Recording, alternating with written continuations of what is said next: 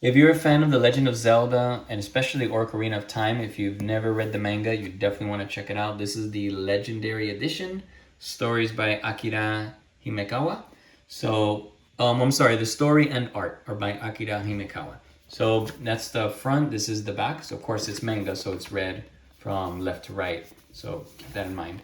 So yeah, so that's Zelda in the back. So the artwork is beautiful.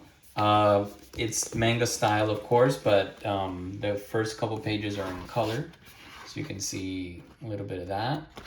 So yeah, and it's like a chibi type of story. So it's but then Link he'll grow up, and then it has like more mature look. So in the beginning, it's kind of like he's a kid, so it looks like the artwork is more childish, more chibi style, and then it gets when he gets older, it gets he looks more mature, more adult, and then the artwork also changes a little bit, so which is pretty cool. So as you can see, Ganon and there's Link, so the manga is amazing. It's big. This is not a short book. It's not a short manga, so definitely want to check it out. It's fantastic, especially if you're a fan of Ocarina of Time.